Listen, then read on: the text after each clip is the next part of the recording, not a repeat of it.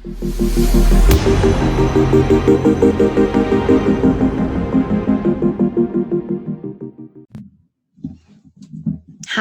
my name is Gibson, and I'm the owner and founder of the Personal Development School. This is your daily breakthrough video, and in this video, I'm going to talk a little bit about, for the anxious attachment style individual, what your partner needs you to know or what they need from you.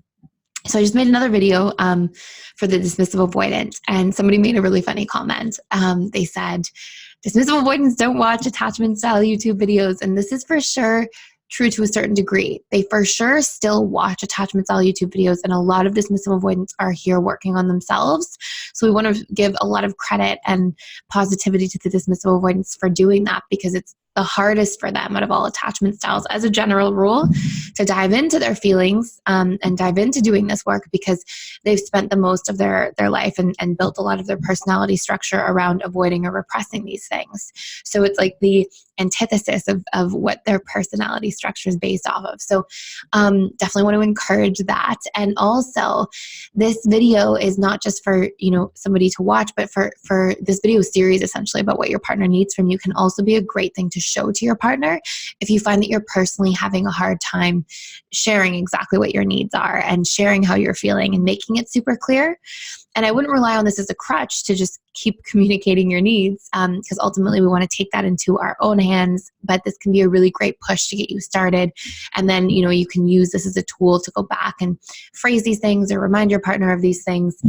These won't be all of your needs forever, but these will be the main ones that can be really important. So this video is specifically for the partner of an anxious attachment style individual. So this can be somebody secure, this can be somebody dismissive avoidant, and this can be somebody who's fearful avoidant. As a general rule, the fearful or dismissive avoidant, when they are with somebody anxious, will both become more avoidant. Okay, so this will sound like it's speaking a lot in this video to the dismissive avoidant. The other thing that's really important to note before I start this is that as you're going through this, you can put in here what needs are most important to you, and you can pick one at a time and start effectively communicating them and bringing them into your relationship if you don't want to show the video. If you feel like that might be something that you want to do as like a last hope or last resort sort of thing, and you really want to work on your communication, this will be a great tool to start.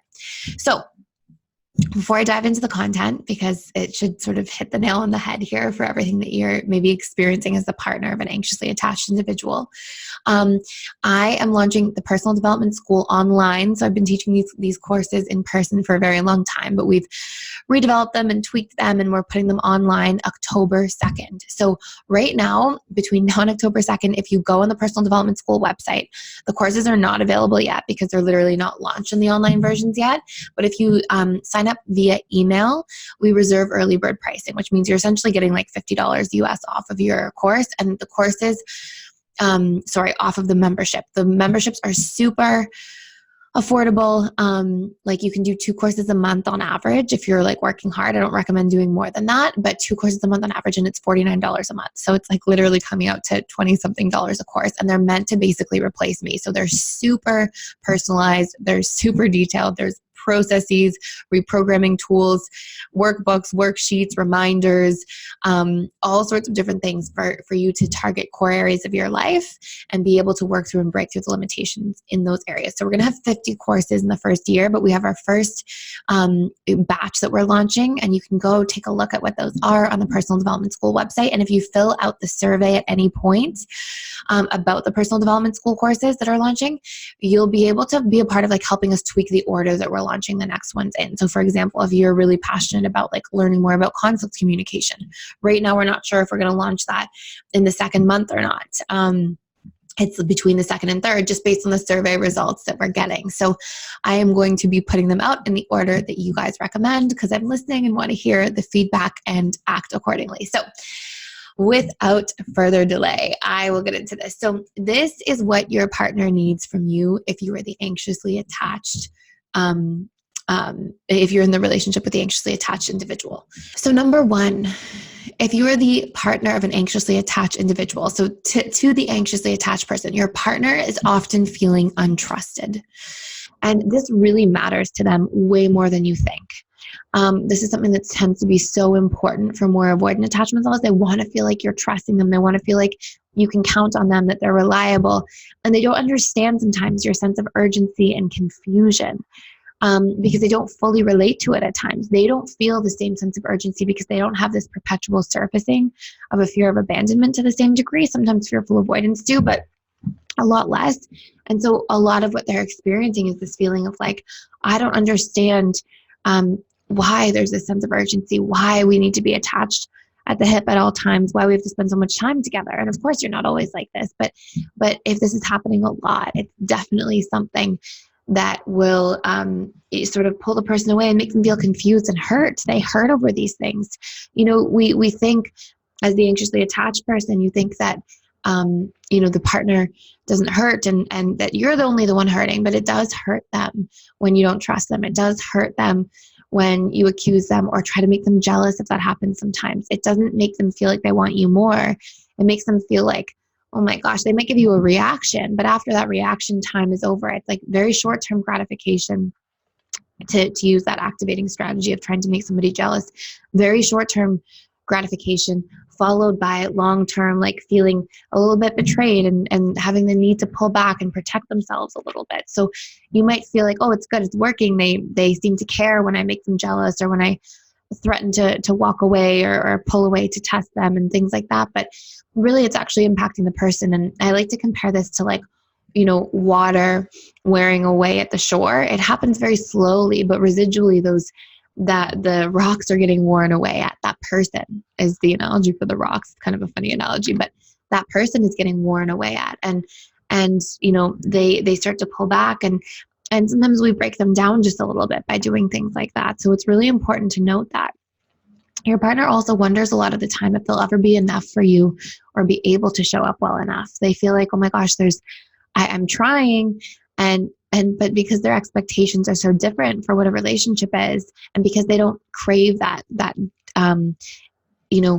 consistent connection to the same degree, they wonder, like, will I ever be enough? And sometimes, and this isn't for all anxiously attached individuals. Some anxiously attached individuals are very evolved and doing a fantastic job, but for the anxiously attached individuals that haven't done a lot of work yet and are constantly wanting to spend like 24/7 together, wanting to, expecting to speak on the phone 3-4 times a day. And if there's a moment where it's forgotten or delayed or anything like that, they're really personalizing it.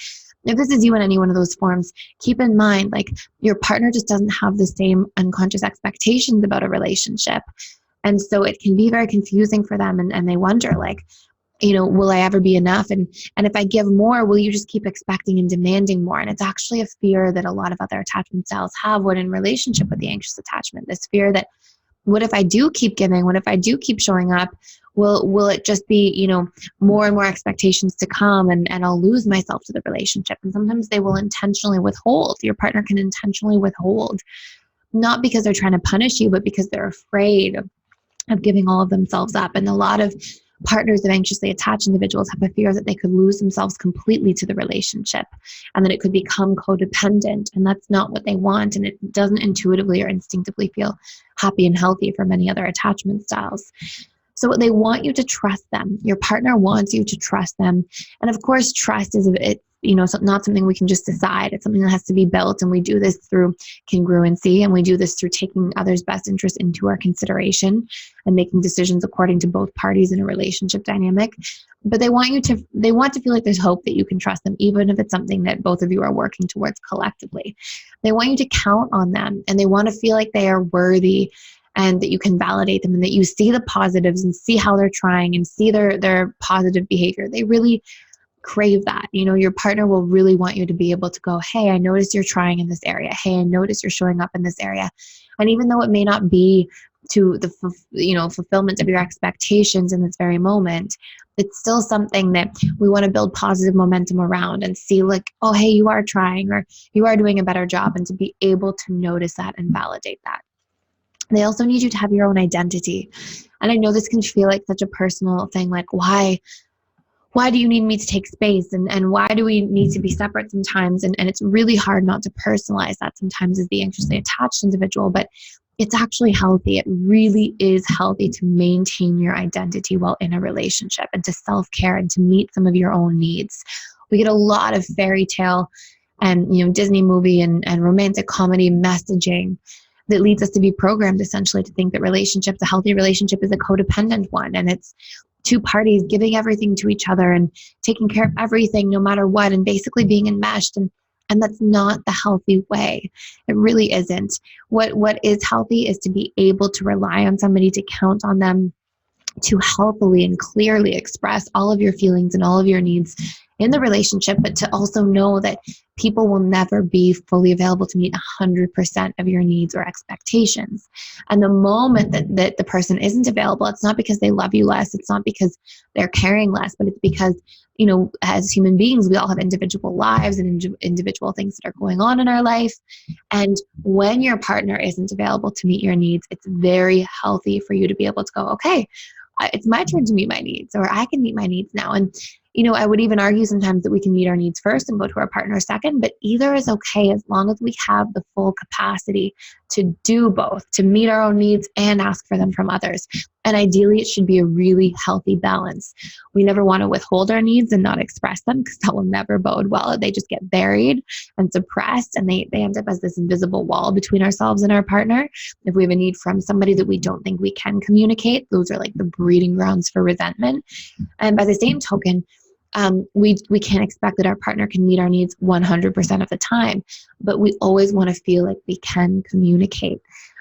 So your partner wants you to be able to meet your own needs and not expect that they'll always be available for you.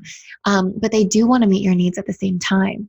And that's a healthy relationship, is that person can hear you, can take accountability, and can take action. Your partner appreciates your warmth and supportiveness. That's something that your partner wants you to know. They really do appreciate that. But they want you to be okay with space too. And they need you to know that taking space does not mean that you like them less, that you're abandoning them, that you're disconnecting, or that you want the relationship to be over. That's not what it means at all. And I think it's so deeply ingrained in the anxiously attached individual to feel like, oh my gosh, you don't want to see me on Thursday and Friday nights. What's going on? You're pulling away. And that we go through these progressions in a relationship, sometimes of needing a little bit more space and then needing a little bit more closeness. And that those progressions, those ebbs and flows in a relationship dynamic are healthy, and they're natural, and they're normal, and they're not to be, viewed as a scary thing or a bad thing, or somebody growing apart.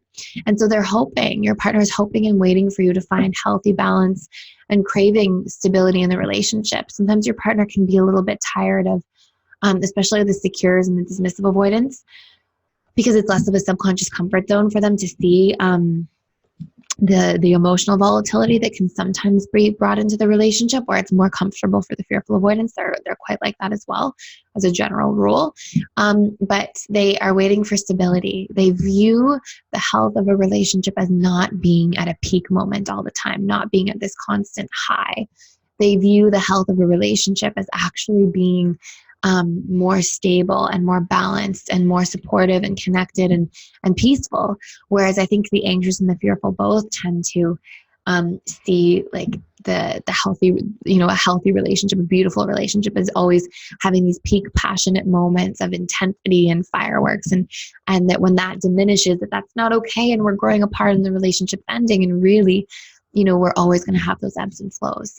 So your partner wants you to trust them. They want you to know that independence is an okay virtue to have while in a relationship. It does not mean that you're being left or abandoned or going anywhere. They want you to be okay with them having, friends and relationships outside of the romantic relationship. And keep in mind, this is not to say that all anxious attachments have fear or jealousy or panic around this at all. But for those of the anxious attachments that are experiencing a little bit more of that, I'm saying all this because it's so powerful to question some of these beliefs and to see them from another viewpoint, so that, because we always project from our perception. So if we think that, for us, love means spending 4 or 5 days a week together, and then for the other party, it's like 1 or 2 days a week. When they want 1 or 2, we assume from our space, we assume that their feelings and beliefs about what's right and what's healthy are ours. It's just a subconscious process that happens. It's not intentional or conscious. And then we're like, oh my gosh, well, if if I were to only want to spend 1 or 2 days a week in the relationship, something would be wrong, something would be terrible. And so something must be ending, or we're growing apart, or something bad is happening. When in reality, we just definitely have different viewpoints about how much time together is enough. So how do you work through this? And I'm going to, I know that it's not the easiest thing. And so I'm going to give you some really helpful pointers right now. So number one, define what your limiting beliefs are about somebody wanting space. Okay. So what do you believe? What do you associate somebody wanting space with? Is it abandonment? Is it that you're going to be alone? Is it you're disconnecting or growing apart? The love is changing, the love is dying. And usually the anxiously attached individual has a lot of really limiting beliefs here. And so you want to ask yourself, what do I make somebody else needing a little bit more space mean? Or going out with their friends mean? Or spending time with others mean? And then you want to bring this to the surface, and you want to question it. And you want to question it individually. Like, is this true? Can I really, truly know that somebody wanting space means that they're about to abandon me? And it's a powerful question to ask yourself as the anxiously attached individual. And then what you want to move into is to then have a conscious conversation with your partner and ask them, so that you have confirmation from and through them. And it's such a powerful thing to do. And what you'll see a lot of the time is that both of you just have definite, different expectations and beliefs around how much space is healthy and how much time is healthy and what a beautiful and connected and committed relationship looks like. And so you can just ask your partner that, what does a healthy and beautiful relationship look like to you? And how much time and space do we spend together, and how much do we spend apart, and how often do we speak, and how deeply do we connect? And you want to bring all these things to the surface, and then you want to be able to compromise and come to that middle ground. But by not talking about these things, we just act these invisible walls, and it leaves a lot of room for meaning to be given to things, for assumptions to be made when we're not discussing. So it's very powerful and important to discuss and to communicate. We want to also recognize, as the anxiously attached individual, to intentionally practice the positives and try to notice the positives. So let's say, for example, you're asking your partner to work on calling you at the end of the night. And let's say that's not something they were doing. And then, you say, can we have a phone conversation before bed every night? That's really important to me. And let's say they call you 5 out of 7 nights, but before it was 0. For you might be like, oh my gosh, 2 nights they didn't call me, and it's so triggering and it's so painful. And that's real, because your pain, your emotions are real and valid. And at the same time, that person might really be making an effort, because it might be something foreign or different to them. So 5 out of 7 times might be a huge stride. And then when you say you didn't call twice and you feel frustrated or angry, or upset, or anxious, it can feel invalidating to them, and it can feel like, gosh, I'm really trying, don't you see? And it can create a wall from the opposing side. So we want to recognize the action that somebody is taking, if they are taking it in commitment to something that we've communicated. And we want to keep building positive momentum and validating those positives. And we can keep expressing our needs more and encouraging the other party to do the same, but we want to be operating from that space. And you want to communicate your needs and meet them, ask them to be met. And you also want to meet them yourself. So you want to have this beautiful capacity to communicate your needs, to communicate your feelings. And then in the times, hopefully your partner can say, hey, I want to meet this need. I can meet this need. Unfortunately, I can't in this moment. So let's meet this need tomorrow. Or, can you give me until Monday to meet this need, or whatever it is, right? And you want to be able to recognize that that's okay. It doesn't mean you're unloved. It doesn't mean that you're not important or you're not good enough. It just means that people have different types of beliefs and programming and patterning and expectations and needs themselves around relationships. And so we want to be able to express that need first, ask, and then always be able to meet the need if the person can't. And if we, if somebody's away or there's a distance, whatever it might be, it's okay as well to be able to connect to yourself, connect to your needs. And then, but these things are never supposed to be interchanged. It's not supposed to be one or the other. It's always supposed to be both, because if we repress our needs, then it builds that wall, and it builds that breeding ground for resentment and for assumptions to be made, which is really painful. which is a huge reason why relationships fail, because we make up stories and we give meaning to things when we have to fill in the blanks or read between the lines, because unfortunately we're not mind readers as humans. And we also have to actively be able to go, okay, what is the need? The need is to feel loved. Okay, I can meet that need and give myself some more self-love. So we have to be doing both at all times. So this is a good place to start. I hope this is helpful for the anxiously attached individual to understand about their partner. And I also hope that this is helpful for any dismissive avoidant, fearful avoidant, or secure individual to share with their partner if they're feeling like they're unheard or there's a disconnect in these areas. Again, not every anxiously attached individual is in the same space and facing the same challenges. And we're doing the work through these videos. And I've seen a lot of people make very, very insightful comments through these videos, even through a couple of the live classes I run, things like that. But these are some of the general challenges I see in this dynamic. And so I just wanted to sort of bring these all to the surface to give new perspectives and new awareness. So thank you so much for watching. Thank you for being a part of this journey with me. And if you are interested again in connecting and being, oh my gosh, and something really exciting I want to share too is that for the personal development school launch, I'm also doing 2 live webinars a week about the courses. So when we're doing the personal development school, you'll also have 2 like basically group coaching sessions with me a week. And then we keep those webinars. So if you can't make them, you can post your questions and in the forum, and I'll grab some of those and bring them up in the webinar. But it'll be this like guided process the entire time too. I'm really excited to share. So thank you so much for watching. Have an amazing day.